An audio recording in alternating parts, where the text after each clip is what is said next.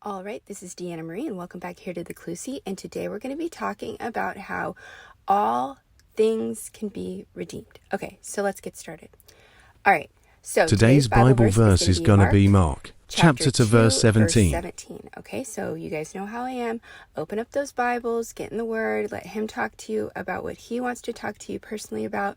Pray, communicate with Him, because that's what He really, really wants to do with you. Okay, so this verse right here is talking about how God did not come here to redeem the perfect, right? He came here to redeem the sinners, right?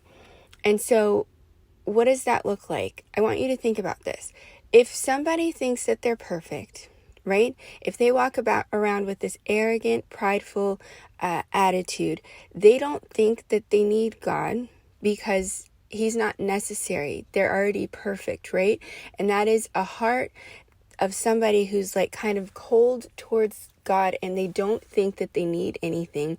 Therefore, that type of person can't really be helped by God because they don't want the help. They don't want the help. That's like the Pharaoh type of attitude. Like, hey, I am God almost, right? The person that makes mistakes, right? And I know there's somebody out here that needs to hear this, okay? I don't care what kind of life you've used to live, okay? God is in the business of redeeming and making everybody's life new, okay? I don't care if you were working in an industry like, I don't know, like OnlyFans. I don't care if you were working in a, you were like lying, cheating, stealing, you were doing things. I don't care what you did at all. And He doesn't either. Now, are there going to be consequences to those actions? Yes. It's not always there's going to be some type of consequence for decisions you've made, right? But that doesn't mean that God doesn't want to change your life and make you into a new person. Okay? So I don't care what you've done. That is a lie from the enemy that's trying to keep you from asking God for help, for saying, hey, I made these decisions in my life, but I don't want to live like this anymore. I don't want to do these things anymore. I want a new life. I want somebody who's going to love me. I don't want to live like this anymore. If you come to a heart like that, with a heart like that to God, He can do something with you, because guess what?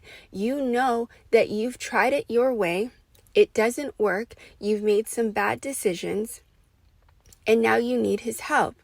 Look at all the people that Jesus did miracles for and stuff like that. Were they perfect?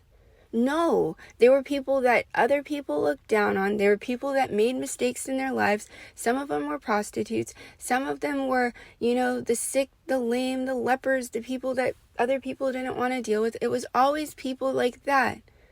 The fishermen that were just struggling to make ends meet. He did not walk in and choose all the people in the palaces or this or that who would have been the best looking people, right?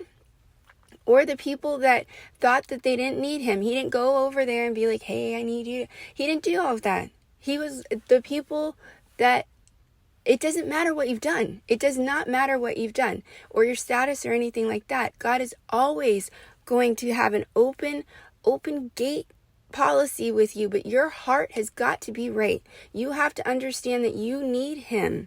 You absolutely need Him. You are walking around this world. If you are not like communicating with God, it is like you are walking around with a flashlight, and you can only see what your flashlight shines its light on. That's it. That is what it's like when you don't have God in your life and you're not listening and you're doing that. You can only see to a certain degree. When you ask God, like, hey man, I can't do this on my own. I made this mistake, but I'm willing to listen now. Please help me. Please change my life. When you do that, guess what? The lights come on in the whole freaking room.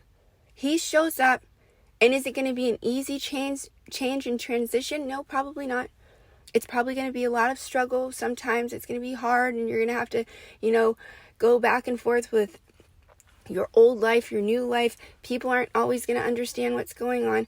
But it doesn't matter because you're not by yourself anymore. He's right there with you. He always has wanted to be that. So let him in. If you need help or you need something or you want something, ask. But don't have a prideful, arrogant heart where you don't think, oh, you're too prideful to ask for help. We all need help. At some point in time in our life, we all need help, right? But your heart has to change. And once it changes like that, and once you realize, hey, it's the prodigal son. He's going to welcome you with open arms. He wants to. He's just waiting on you to say, help me, please. And you can ask for anything. Help me find my spouse. I've looked, I've tried, I've done it my way, and I need help. Help me find him or her. Help me find my job. I've tried, I'm doing everything that I can, but nothing seems to be working. Help me, please. I am sick. I'm scared. Heal me. Please give me the strength to walk through this right now. He will do it in a heartbeat, but you have to ask. You have to ask, and you're never too far gone. All right? All right, so anyways, like, share, subscribe, and comment as always, and I'll see you guys back here next time.